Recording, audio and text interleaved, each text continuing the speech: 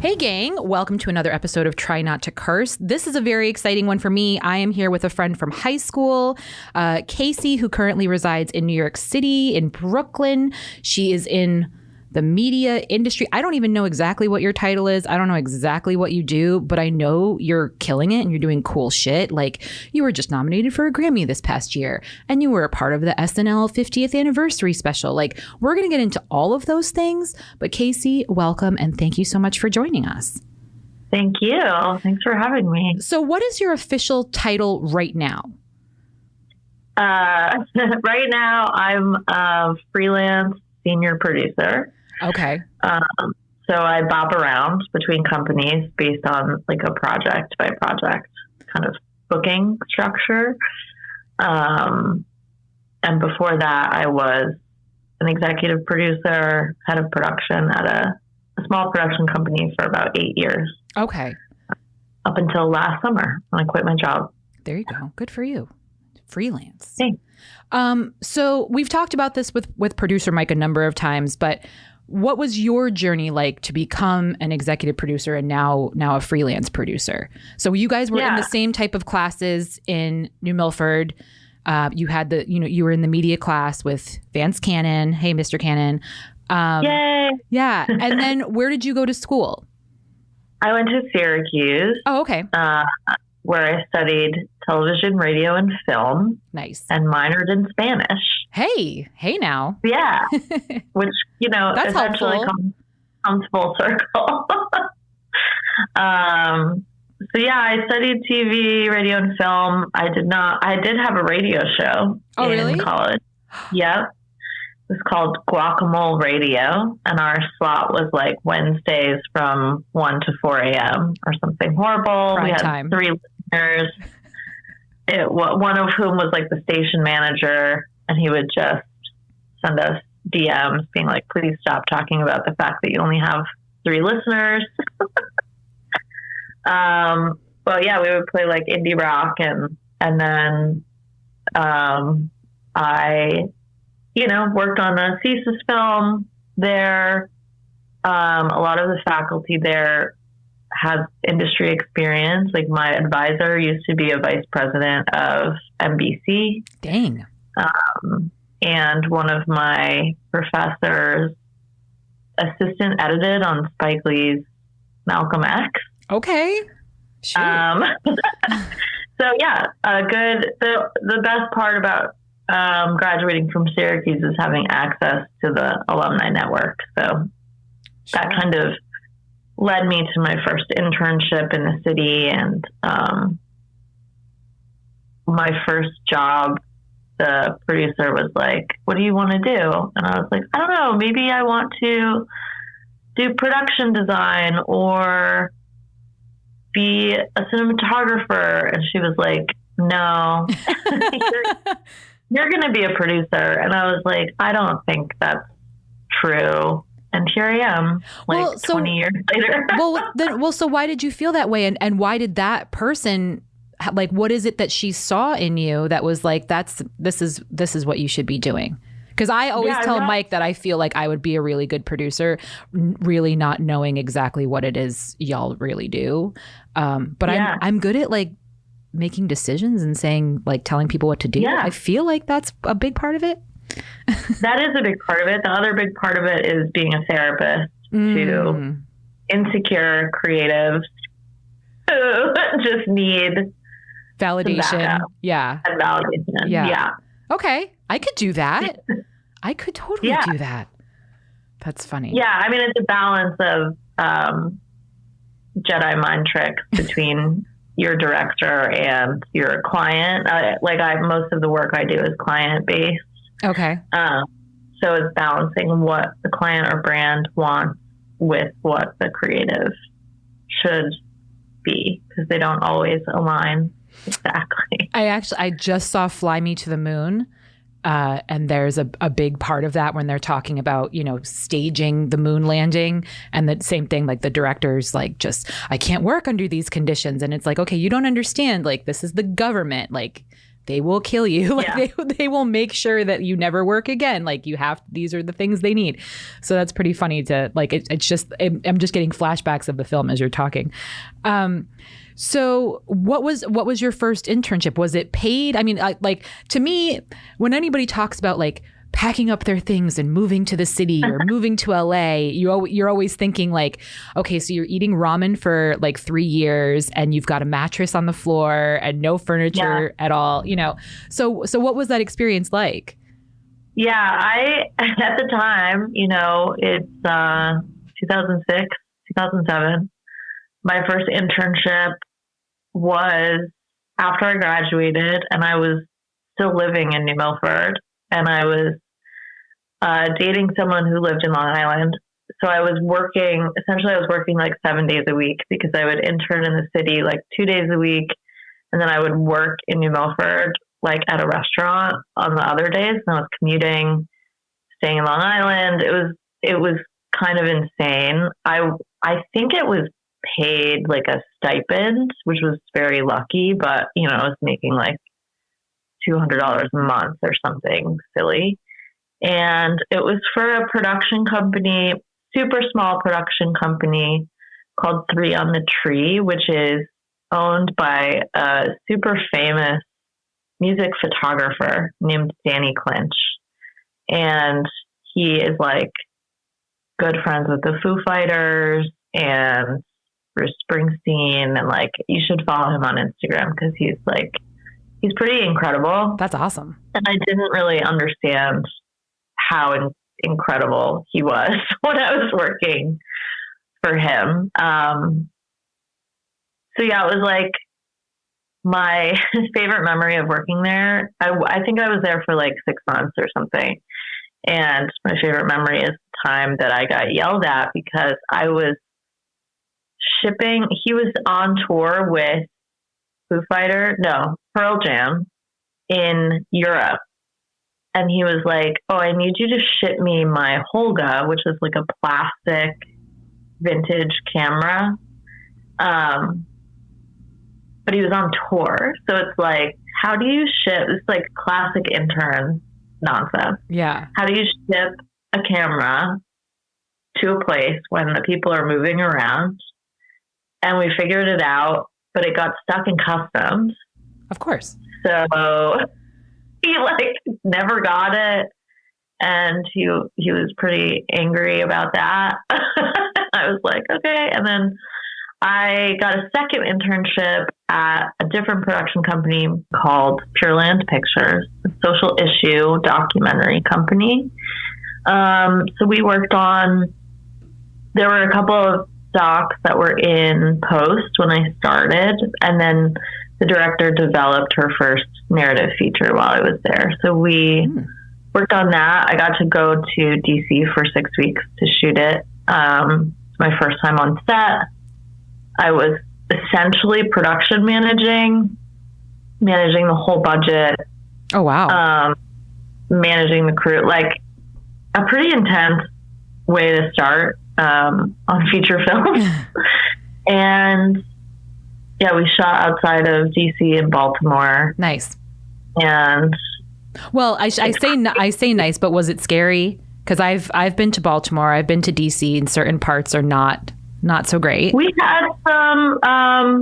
We didn't have any incidents, but we did have we had security on set, and we were shooting in some not great neighborhoods, but all in all, everyone was super welcoming, and it was a hard experience, I would say. Not an ideal experience, but the film got into Sundance. Oh, and cool. So we went to Sundance in 2009. Oh, I'm so jealous. But also, that was a toxic work environment. Oh. So that is how I transitioned into doing feature films, because the crew on that film was like, quit your job and we'll get you on whatever we're doing this summer. So I worked on a couple other movies, like indie movies, for the next year or two. That's awesome. Yeah, it was pretty cool. Well, and it's nice because this seems to be like a trend where you're in a role, you're doing something, and somebody sees something in you and says, here, let me take you to the next step. Let's elevate. I think that's really great. And that certainly says a lot about you and what you bring to the table, which is wonderful. Now, your first big on-set experience, we all have this, we all see TV and movies and we all fantasize about what it would be like to be an actor, to be an AD, or even, the boom operator.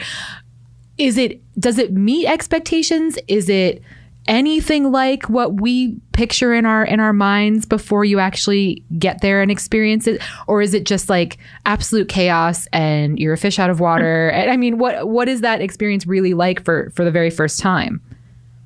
It's hard to remember, honestly. I think it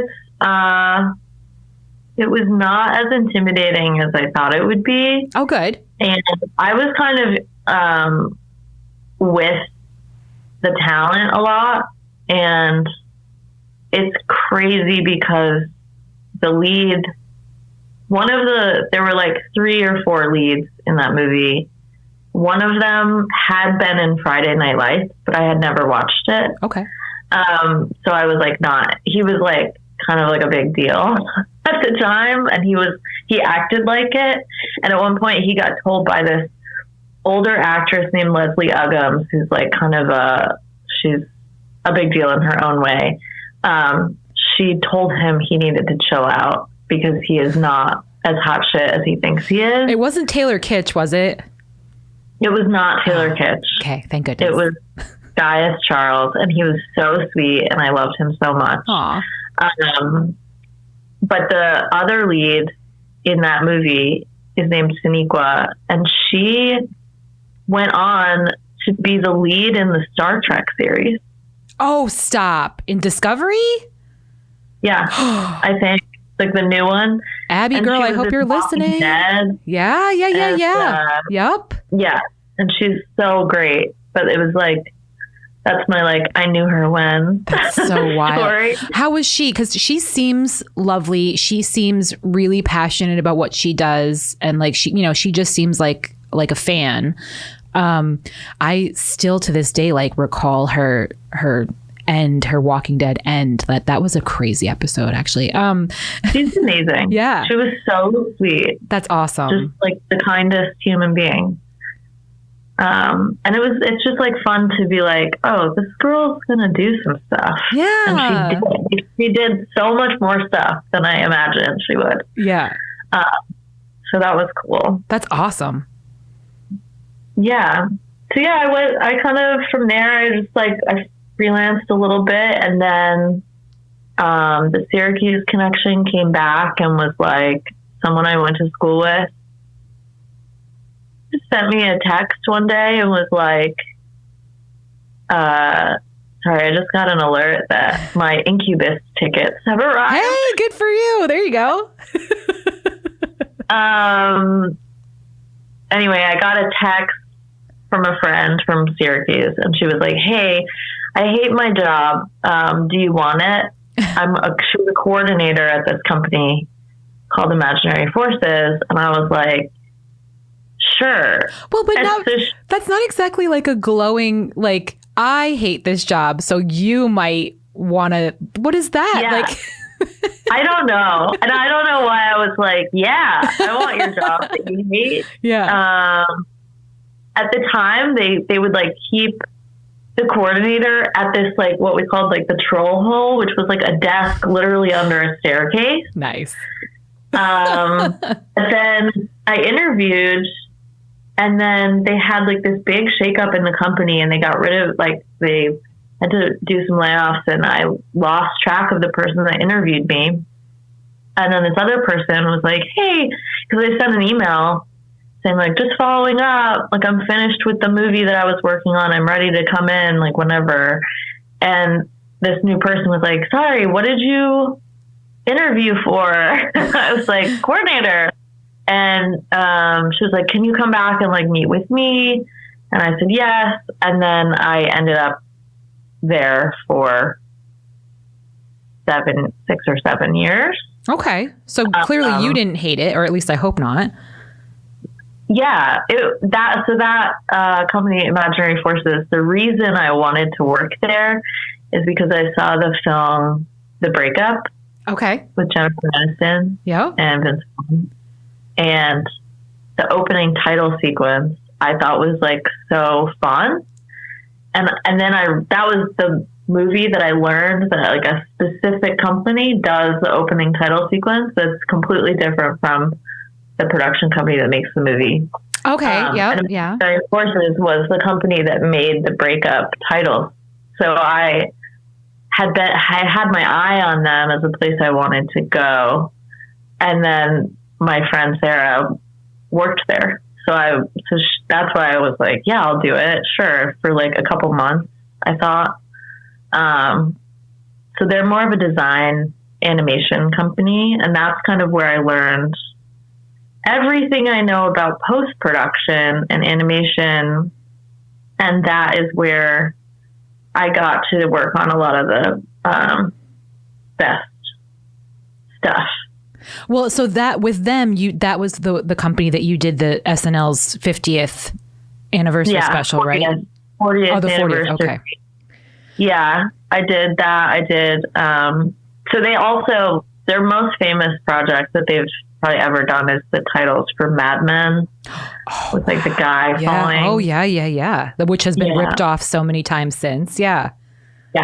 Yeah. So like I sat behind my desk was like a big print of the poster. And I was like, it was really cool to work with designers and animators. But yeah, I got to work on not just the SNL 40th anniversary, but also we did the season 17 opening credits for South Park. Stop. So I got That's to work wild. with Matt and Trey. Wow. It was super cool. And I got to work, we pitched on the titles for the Goosebumps movie with Jack Black. Nice. And I got flown to LA for a meeting to just like see the opening scenes of the film, like at the studio. Yeah. I worked on the Outlander opening title sequence. Wow. Which Karen, Outlander, Karen. Oh my God. Sorry. That's big in our family.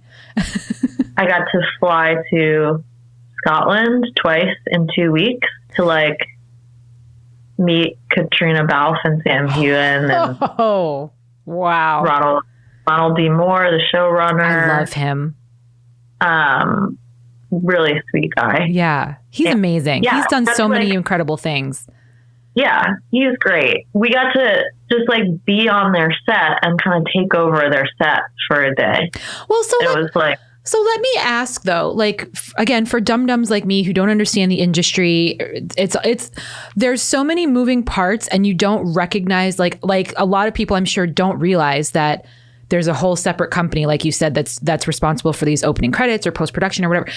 But at the same time, why are we going to another company to handle opening credit scenes? Like, you have all the footage, you've edited everything, you wrote everything. Like, why can't you just say to your editor, hey, can you put this together? Why do you need an outside company to do that? I think it's it's kind of like anything. I think it's for the design expertise. Okay. And like a fresh perspective. Okay, yeah. Content, or like bringing something new to the table. It's also a time issue. Like you're going to outsource any variety of tasks for your film. Okay. And it's the same way, like they hire a sound company to do the sound mix, or it's kind of like that. But yeah, we would get all of the footage. I got to work on the Boardwalk Empire title. Nice. Shoot with Steve Buscemi, which like they just gave us all the episodes. So I got to watch all the episodes, before they came out, because we're like coming up with a concept, and Karen Fong, who's still there, is a creative director. She is a genius. Like, she's incredible. She teaches at Yale, or she used to. Like, she's a design legend, and the way that she worked was just so special. And she has all these relationships in Hollywood. Yeah. So the directors, like, they're like, I want Karen to do the titles. And like I can't remember if we pitched on Game of Thrones or not, but there's like 4 or 5 companies that do basically all of the main title work that you've ever seen. Well, so let me ask, what is the difference between creating like a movie trailer or like a commercial for an upcoming series versus an opening title scene or credit scene? Totally different companies. Yeah. So like, but again, like why? I feel like their goal is kind of the same, but it's like marketing. So most of the ads for a series will be done by the channel. Okay. Platform. So they'll do it in internal marketing. Okay. And then trailers for films are a completely different company. Well, it's just funny to me because I feel like the goals would kind of be the same thing for trailers versus like you want to intrigue people, you want to get them in, but at the same time you don't really want to give anything away. I've talked a couple of times to some different actors and writers and things, and I've always said, because I'm sure as you know, I'm like a huge movie buff. Like that's my hobby. That's what I do. I'm going to see Deadpool tomorrow at 3:00 in the afternoon. I'm so pumped about it. Nice. But I've always said people like shit on actors for bad films, but in reality, if you're really paying attention, a bad film comes down to editing and writing. If the script is absolute shit, there's not a thing an actor can do about it. And if something gets edited to death, again, it's not the actors were there. The actors acted it out, but then somebody can change the tone of the film so easily by how they edited it. So the most recent example I have, and I've been saying this to a lot of people lately, Kevin Costner's film Horizon that just came out. It's 3 hours long. And I purposely saw it because the trailer made it seem extremely racist towards Native Americans. And it pissed me off because I was like, excuse me, Dances with Wolves, Kevin Costner, and now you're going to be in this film that's like really, really fucking fucked up towards Native Americans. Like, I need to see what this is about. The trailer did not at all do Horizon any justice whatsoever, which is probably why there were no butts in seats, which is why they're not putting out part 2 in theaters, which also pisses me off because, again, I sat there. They're not? No, they made the announcement. They were going to put part 2 out in August. They are not doing that now. I'm sure, I have a feeling it's going to go direct to streaming. But after that 3 hours, the last 5 minutes or so was a montage of like what was coming up in part 2 and what to expect. And again, the same kind of thing. It's the same task, right? So their job was to get you interested, give you a little taste of what there was to come, but not give everything away. So I'm sitting there and I'm like, oh, okay, great. Now, first of all, I should mention, you guys, if anyone has any interest in seeing Horizon, if you're a Kevin Costner fan, he's not in it for the first hour. So you're there for a whole hour. You don't see the man one time, but yet he's the only person on the poster for the film. I have all kinds of problems with the marketing that they did for this. But anyway, so you're there for the whole 3 hours. It's actually, again, this totally is a sidebar. It's 4 separate stories, all taking place at the same time, which I would assume on part 2, they kind of all converge together at some point. But it's great. It's packed with a lot of really good actors. It is pretty good storytelling. It's not racist towards Native Americans, in my opinion. But again, like, so it's when you say it's separate companies doing these things, that now it makes perfect sense to me, because the trailer was a completely different vibe from that final end, preview montage, whatever you want to call it, at the end of the film. But again, like, it's disappointing because you could tank a production one way or the other, right? Mm-hmm. So, it's tricky. I don't know. Like, me, like, I talk to Mike about this a lot too, because like I'm such a control freak. Like, I don't know that I would be able to, like, I couldn't trust a company to like do it right. You know what I mean? Like, but again, it's that's also like how much they're putting behind it. Like, I think that Horizon is like an entirely Kevin Costner. Like he put his ass on the line to make that film. Yeah, right? He like mortgaged his properties or something for it. a successful marketing campaign a la Barbie. Like Barbie put obviously so much money behind their marketing. Oh yeah. And it paid off, you know? Yeah. It's like, but it's all kind of arbitrary anyway. And, you know. Well, and at the end of the day, it's all down to everybody's individual tastes and preferences. And you know, I think with Barbie, they got so many butts and seats just because of the hype of it all.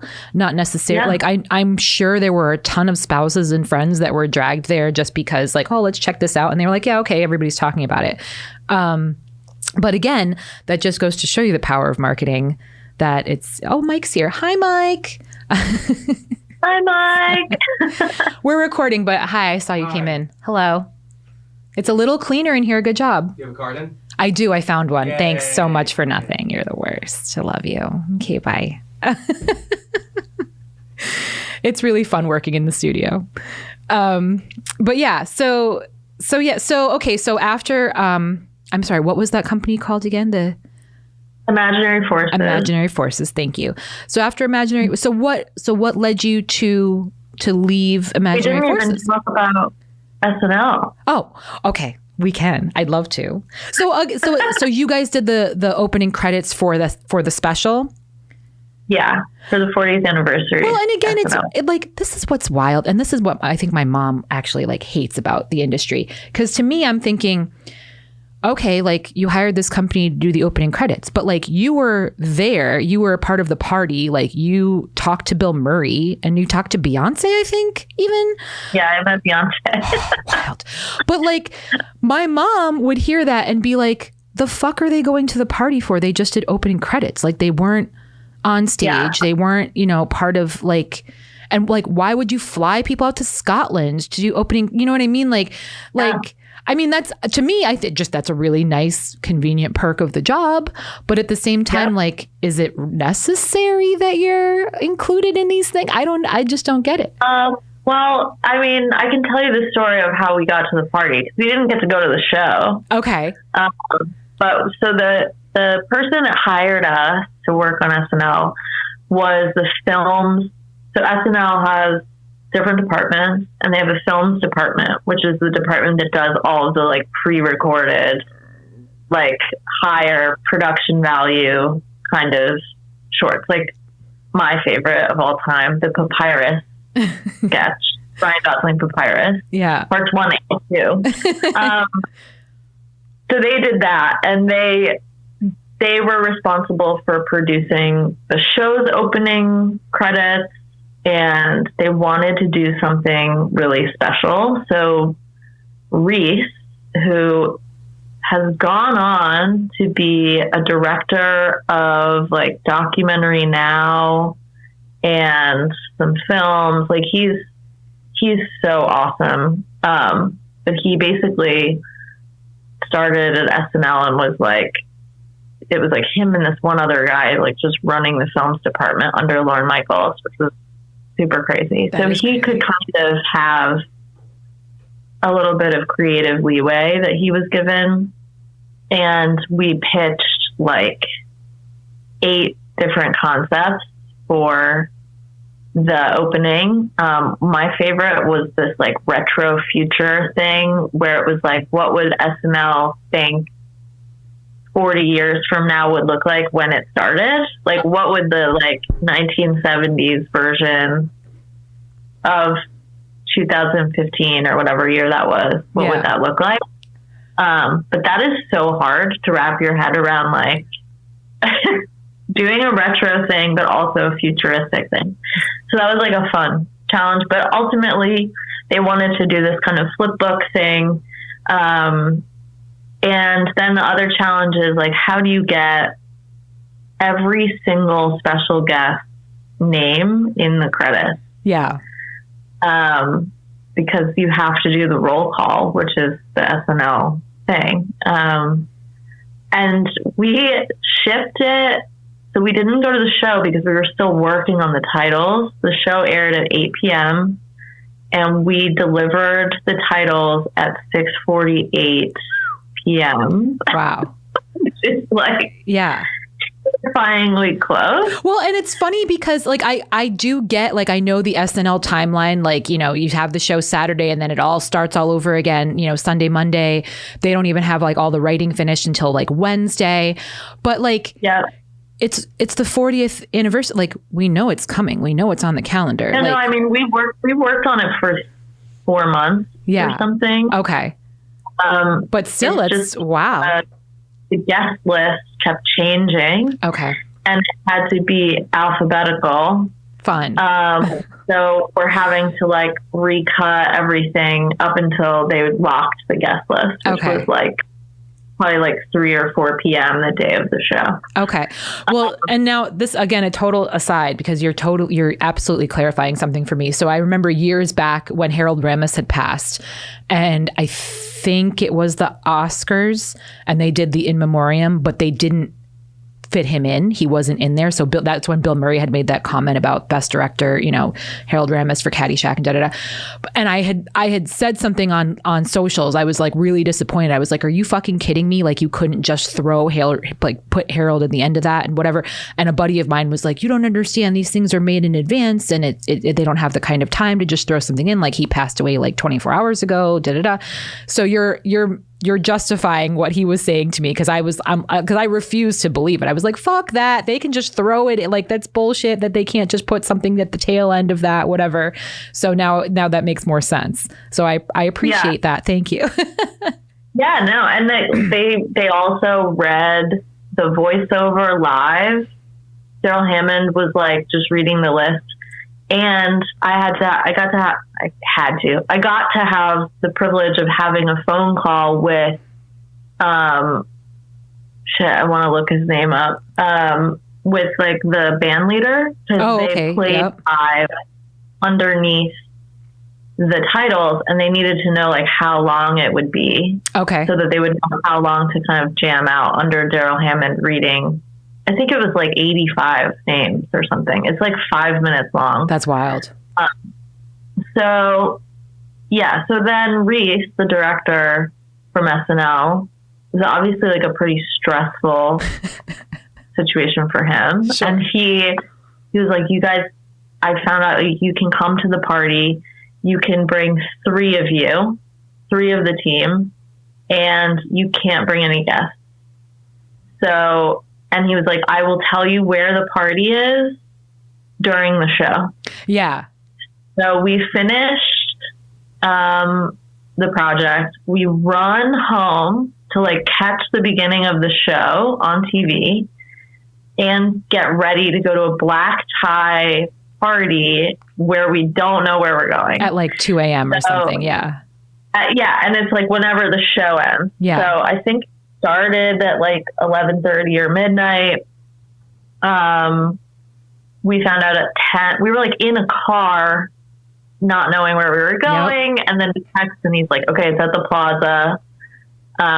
You have to wait for me to get there, or like something got lost in translation, but basically we just talked our way in because we weren't actually on the list. We were supposed to go in because he wasn't there yet. Okay. We're like, oh, like Reese said we could come. And they just like eventually let us in. And then on our way in, I bumped into someone by accident because I was taking a picture and like backing up, and this person was also backing up, and it turned around and it was Leonardo DiCaprio. Fuck off. Like, wow. Oh no.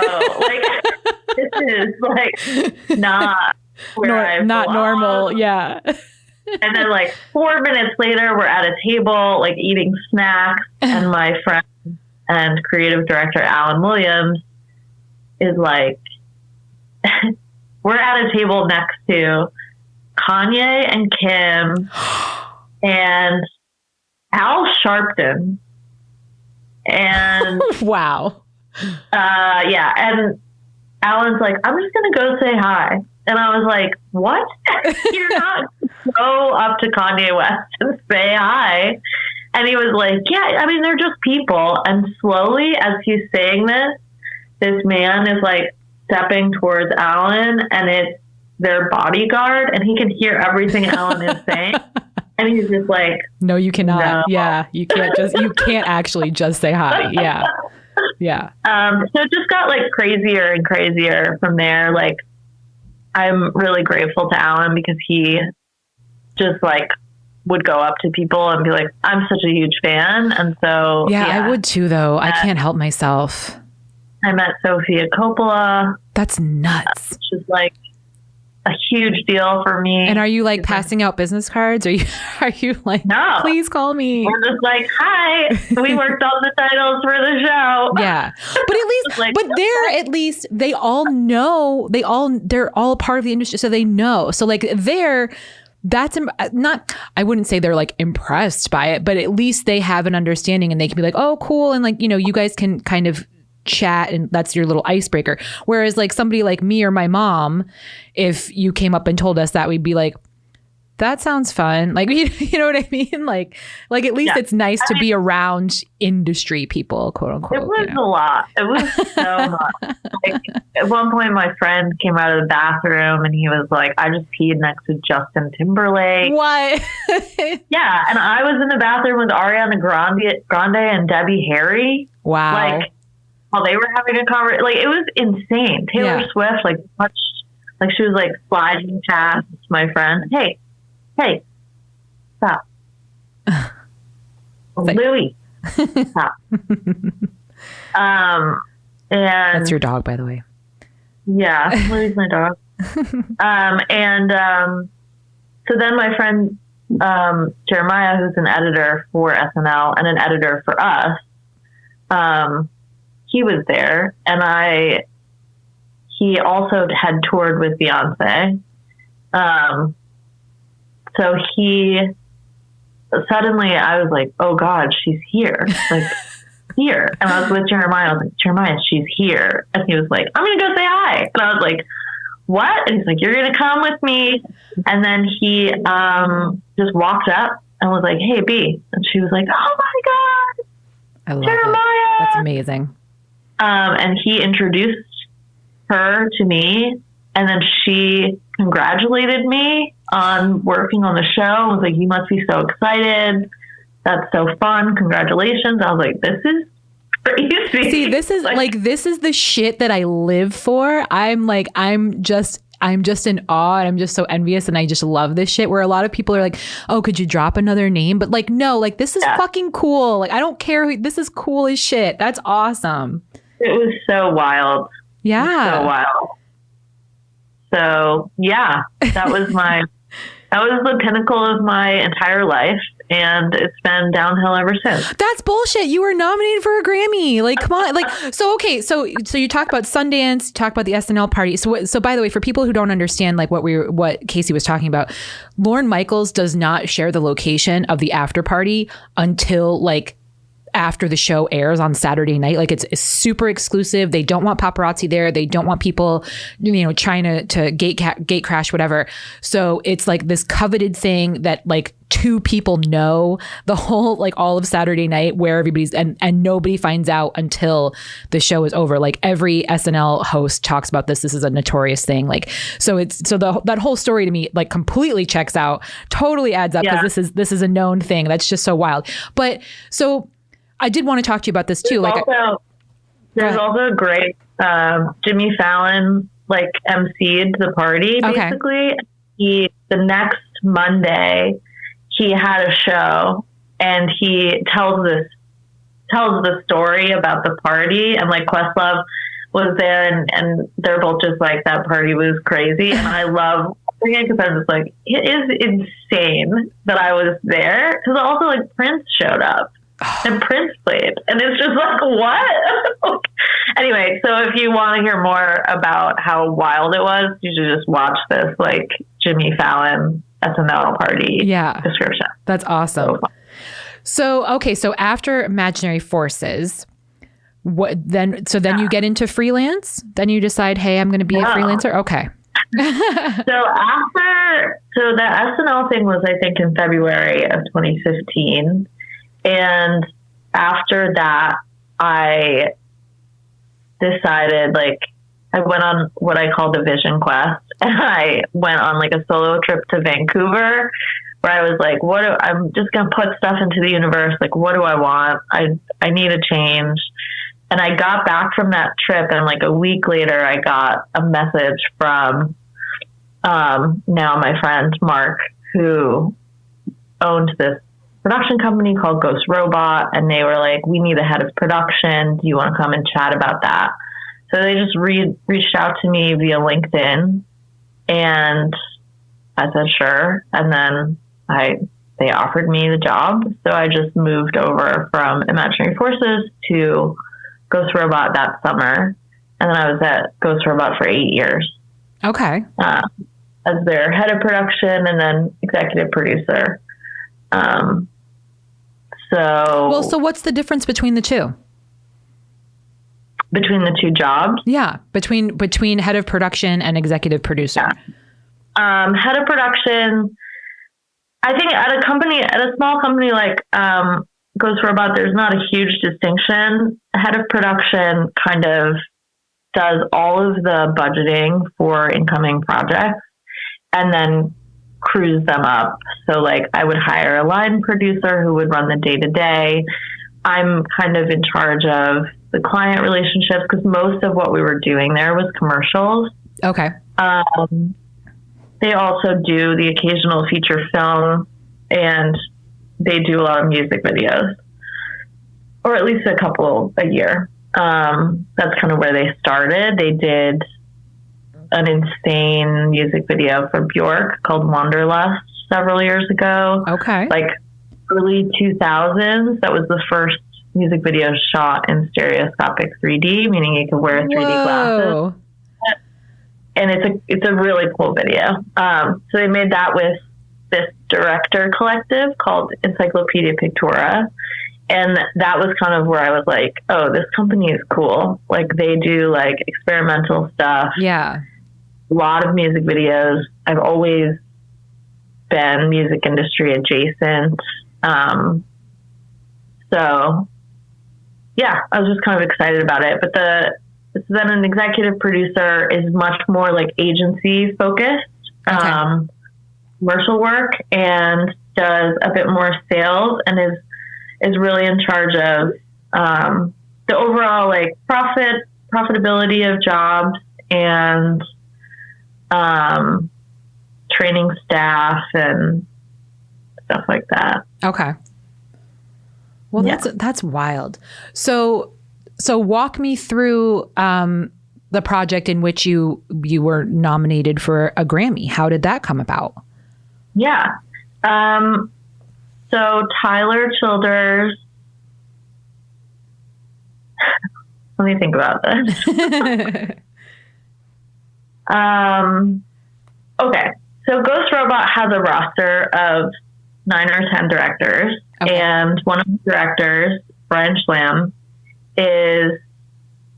has a long history of working on music videos, specifically with the Black Keys. Okay.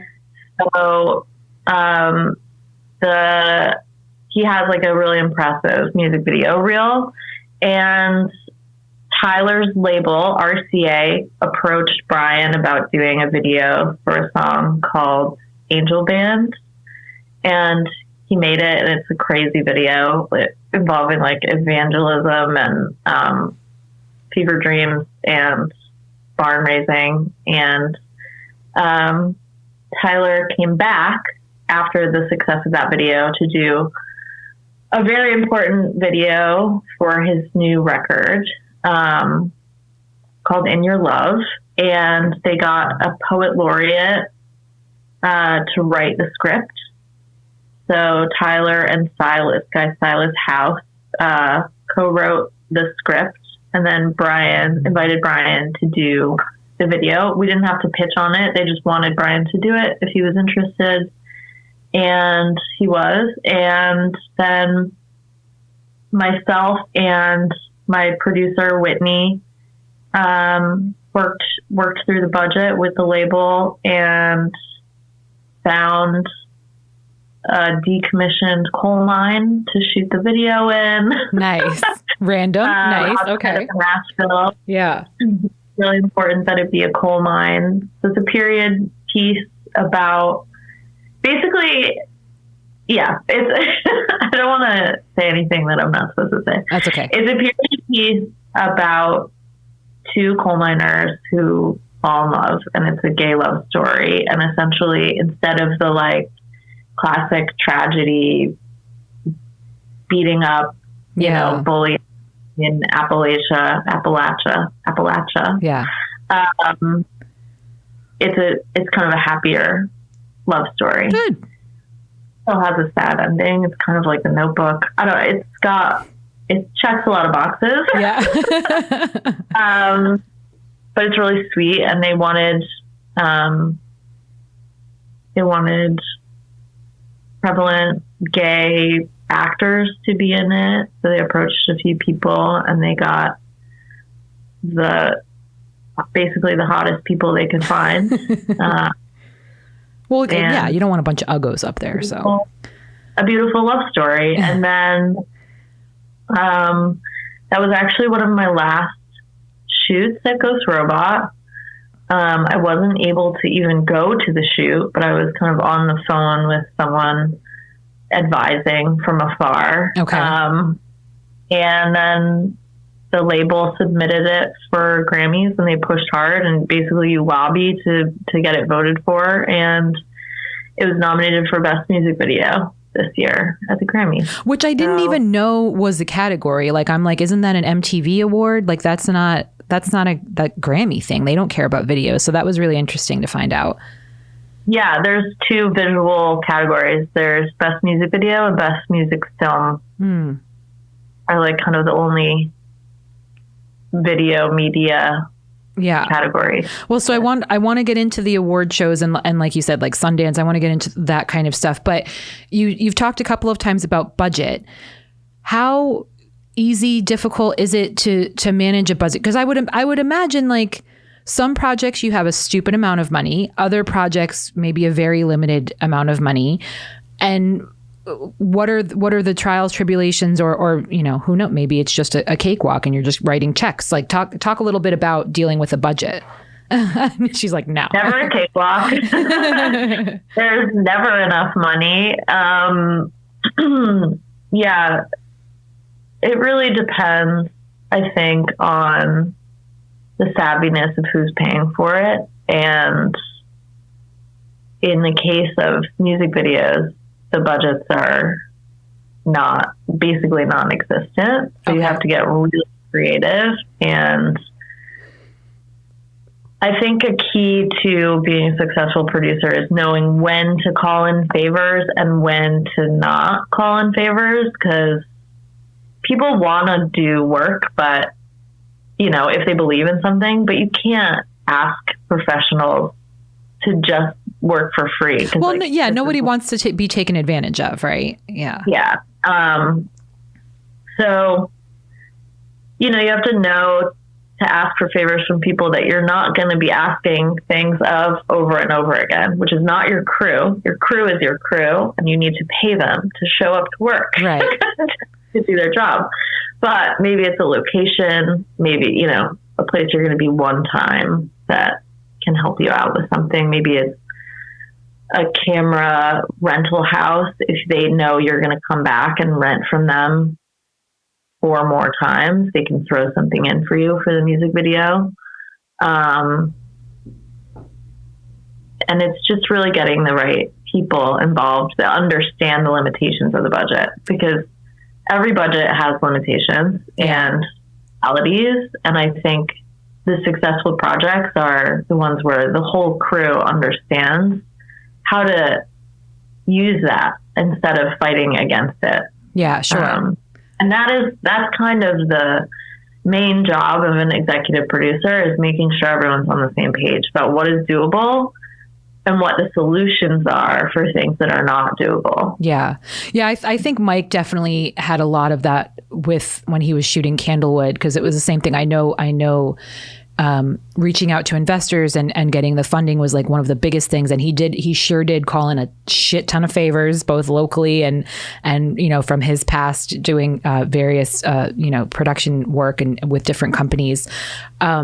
So it's like, to me, it sounds just overwhelming, but at the same time, like, it's also like really exciting because like it's your baby and you're, you want to put it out in the world and you're really proud of it. And, everybody's working towards the same goal, but it's like, you have to, like, I am not a salesperson by any means.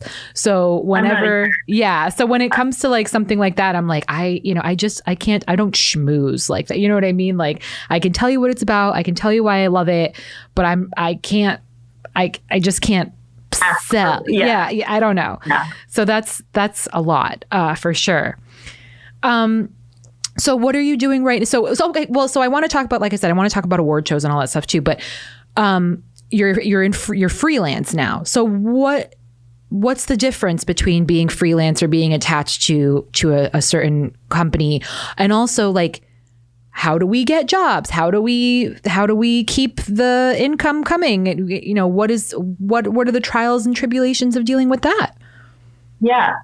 Okay. So I've been freelance for almost exactly a year. It's been about 50 weeks. I took September, kind of August and September off last year after like leaving my job of 8 years. It was like pretty emotional for me. Sure. So I went to Montana and hung out with my grandma, and then I kind of just hit the ground running. I just started reaching out to companies that I admired and liked their work and sent them cold emails and asked for just informational stuff, because you never know when people are busy. As a person who hired people for years, like, you just don't always have anything for people to do. So I actually cold emailed this company, and the person that wrote back was someone that I worked with at Imaginary Forces like 10 years ago. And we never actually even worked in the same place, because she was in the LA office and I was in the New York office. But she was like, yo, Kacie. Well, I was like, what? And she was like, I'm here now. And I was like, cool. She's like, let me set up an interview like for you and the head of production. It would be so good to get you in. And basically they happened to, like, it's just about timing and knowing people, essentially. Yeah. But they booked me for 9 months, and I just finished. Wow. Working with them like 2 weeks ago. Well, so in that 9 months, was that all just on one project, or you were doing multiple things? Okay. It was a huge Motorola campaign, nice. Which involved CG animation. So, like, what we jokingly and lovingly say is phones floating through space. Classic, like, rotation in a void kind of 3D animation, a lot of design work and live action. A lot of producers are either just live action or just post-production or just animation. And I feel super lucky to have experience across all of that from Imaginary Forces. Like, we did visual effects, we did animation, 2D animation, 3D, we did live action, and brought it all together. So I have kind of like a unique skill set where I can jump into any project at any phase. And all of those things were needed on Motorola, because then we got to go to Madrid for a shoot where we shot like 9, I think it was 9, I don't remember, 9 15-second things. And Madrid is my favorite place in the world. So that was super lucky. Like, sending a freelancer to Madrid to run a shoot is not common. Okay. So I felt really honored to do that. And then I did a little more post-production on some other stuff for them, and I finished 2 weeks ago, and it was crazy. Like, I was expecting to get a job that would be like 2 months. Right. And then have to find another job, and then, kind of bounce around. And the whole reason I wanted to go freelance versus another staff job is kind of like the politics and the sense of accountability that you have as a staff person. Like, the ins and outs, and all the personalities, and you just have to be there and wrestle with it. And I just kind of wanted a break from that.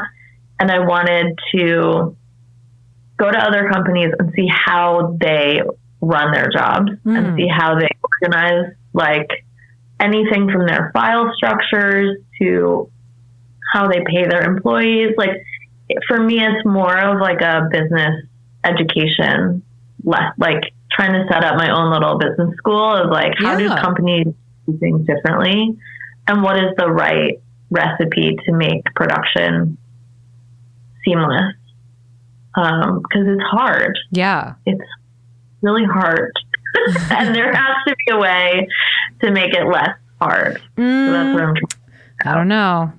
The human factor is always the issue, right? At the end of the day, not that AI is the answer to things either, but there is always the human condition to think about. For sure. Yeah. Well, that's exciting. So are you just kind of off now? Are you pursuing other things? Do you have something coming up in the pipeline? I booked my next job yesterday. Start next week. Cool. Yeah, like 2 weeks off. And I start next week on a project that I'm really excited about. That's like, it's a museum exhibit. Nice. So it's going to have some shoot components. We're going to shoot some interviews with some celebrities, and then it's going to get installed in this museum in DC. Oh, cool. Yeah. Well, and it must be nice too. Like I would imagine, freelance is appealing because you can essentially kind of set your own schedule. Like if you've got you've got a good budget, you've got all of your finances in check, and you can kind of say, hey, I'm going to take some time off here. I'm going to take some time, you're working when you want to work, which has got to be really nice. It's got to be, just so freeing. So that's fantastic. Do you have like an end goal of maybe, finding that dream company somewhere out there and that's who you're going to be with until you retire? Or are you kind of digging the freelance thing?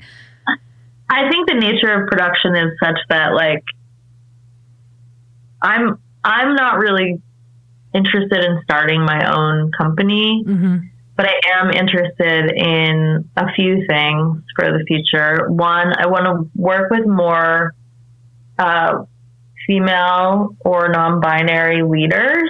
And I want to do more positive social impact work. Nice.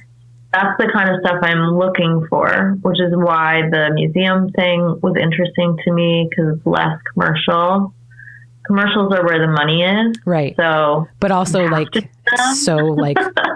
cringy, and I don't want to use the word corrupt, but it's all like a game, right?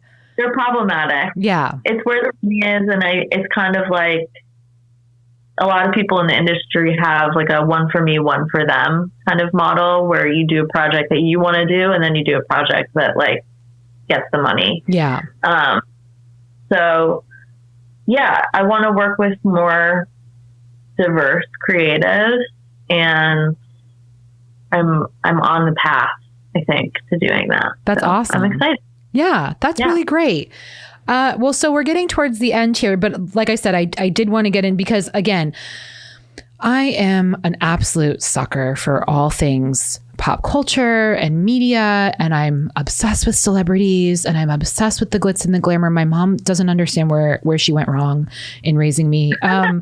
But again, just like, your first day on set, an award show to me looks like so much fun, but at the same time, again, like, cause I do have somewhat of an understanding of the industry, like how fucking overwhelming was going to Sundance or going to the Grammys. Like, let's talk about those experiences. Yeah. Sundance was honestly a shit show because I was 24, I think. I had,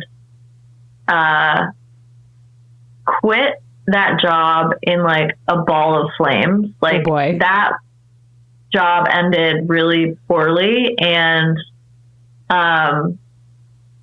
also I was miscredited on the film that I flew to Sundance to see. That sucks. I was credited as production accountant, which is like a byproduct of not having a contract because I was just staff at this company. I was just doing what I was told. And the credit I should have had was production manager.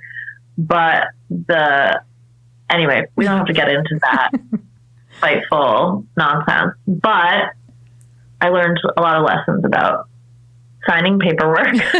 Okay, sure. Yep. Yeah. So Sundance was just like an emotional roller coaster of like seeing my old boss and seeing the crew that I loved so much from that film. But it was really just like a week of partying and watching movies. It was much less about industry wonderful.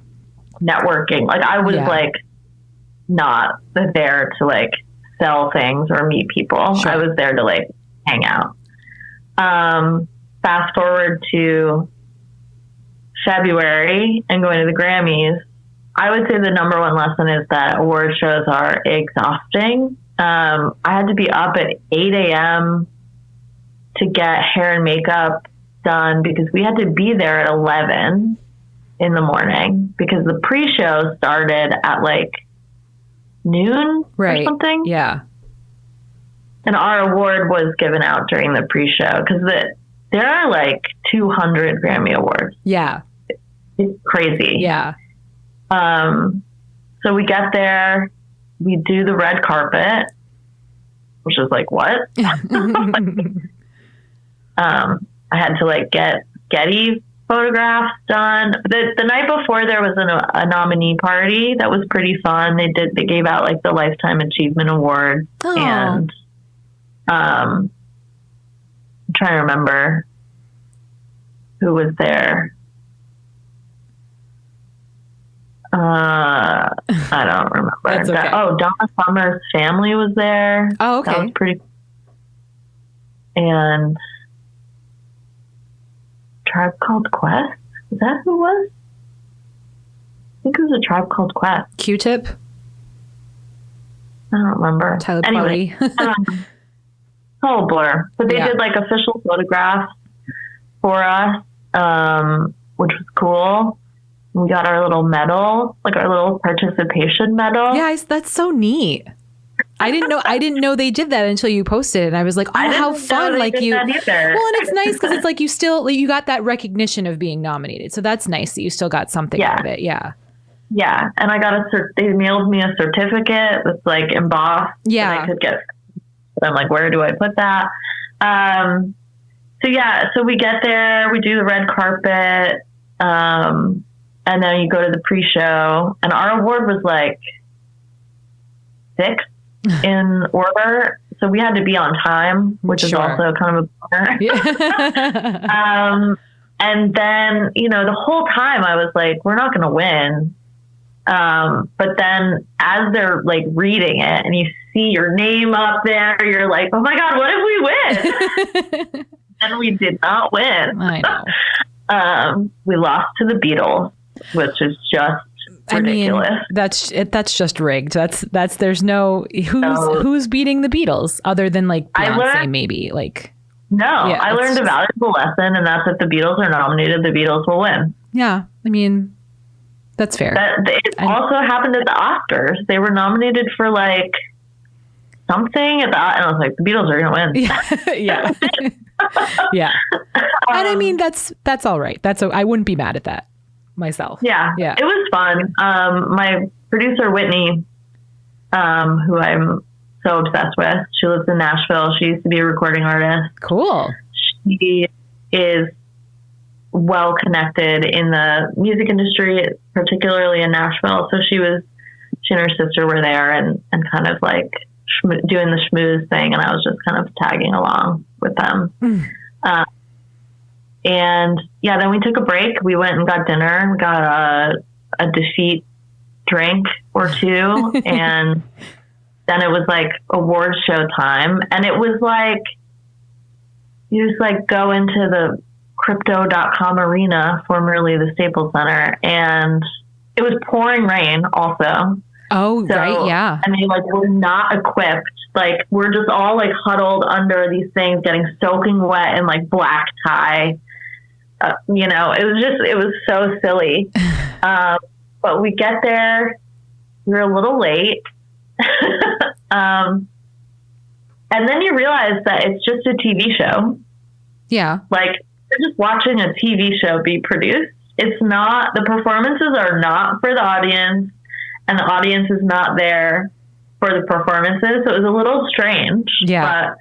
But as a producer watching it from second level, just seeing all the camera, like the steady cams walking around and watching Trevor Noah do his job incredibly efficiently was so fun and cool. That's awesome. So, and Beyonce was there, and I was just staring at her the whole time. You're like, there's my bestie. There's my bestie, Beyonce. And yeah, Tyler was very sweet, and getting to see Tracy Chapman perform Fast Car, I just cried and cried. And then seeing Joni Mitchell perform, what? That's wild. I feel like it was. I usually think the Grammys are fine. I'm like, yeah, whatever. Same, yeah. But this one was so amazing. Yeah. It was so special. Yeah. And Celine Dion came out, and I was like, ah! I know. I know. That's awesome. Yeah, it's funny. I usually feel the same way about the Grammys. I'm like, I'll watch, but it's not my favorite award show. I always tell everybody the Oscars is my Super Bowl, that. I literally will take off work to watch the Oscars live. That's a big deal for me. But yeah, I want to go one day so bad. I just want to. And then there's the party afterwards. We didn't get invited to any of the pool parties. Yeah. For the official party, and by that point, you're just it's a 16-hour day, and you're just I am exhausted. I was in bed by 10:30. I think. Sure. Yeah. Done. Oh man. Yeah, to me, I always say, I want to go, and it sounds amazing, but also, I literally just said that to Abby, that, I'm not a fan of, getting dressed up. I'm not a fan of makeup in general. So having to, I would just be, I'd have anxiety all day long, because, you want to, everything has to look good, and you want to look perfect, and, I'd be worrying about that all day. The valuable lesson I learned from this whole experience is that having a stylist is so worth it. You did look great. You looked great. I emailed, because I work in production, I emailed the stylist, Yeti, that I've worked with a few times, and I was like, I have no idea what I'm supposed to do. Yeah. Because I want to look good, I want to feel good, but I don't know how to get expensive clothes for not $1 million. Right. She was like, there is this fashion library called the Albright Fashion Library, where you can do a rental and they'll style you. So they do a fitting fee, a pretty low fitting fee, and then you rent a full look. That's pretty interesting. But so worth it, because I went and I was so nervous because I don't fit in with this whole thing. And the woman's like, "Oh, what's your event?" And I was like, "What's the Grammys?" And she was like, "Who are you going with?" And I was like, "No, I'm going. I'm nominated." And she was like, "Oh my God, okay, work to do." And they pull all this stuff for you, and it was just you feel so cool. That's really cool. If you feel taken care of, then you feel confident, and I think it's just you don't know what I didn't know what I was doing. Sure. I don't know about clothes. I don't know about fashion, but if you have someone to do it that does, you just feel good. Yeah. So I should ask Mike about that, because, Mike, as you know, has a couple of Emmys. He's got a few awards. I should ask Mike, because it's interesting to certainly get the male perspective versus the female perspective, because it is entirely different. Do I think Mike had a stylist for the Emmys? I don't think so. Do I think he went to Men's Warehouse and got his suit? Possibly. So I'll have to ask him about that the next time we get him on here. That's so interesting. Now, with something like that, did your company fly you out there? Was that all it was one of those, if you want to go, here's the dates, arrange the travel and all that? I had quit my job. Right. So I had quit. We shot the video in May and June. We finished it in July. I quit at the end of June, but stayed through July and left in August. And the nomination came out in November. So I did not get financed to go. I went myself, but I booked my flight on miles and stayed at a friend's house. Oh, there you go. So really the only stuff I paid for was Ubers and my clothes. Yeah. Okay. That's not bad. That's doable. Yeah. Yeah. But oh my goodness. That's wild. That's so like, again, the ins and outs of all of it is just so very fascinating to me, and like what they cover and what they don't cover, and the reasoning behind all the different deals and all of this stuff is just so interesting. And there's just so many ins and outs that people just don't realize are an everyday part of these things. So that's why I wanted to have you on, because I'm so fascinated by it all, and hopefully people are learning some things and have a little more appreciation for not only the advertising but the production, all of the stuff that goes into, just basically entertaining, that's at the bottom at the end of the day. Like, you get educated by certain things out there, but a lot of it is just like, we need, to come home and turn our brains off and just be entertained. So yeah, it's crazy thinking about how much goes into it.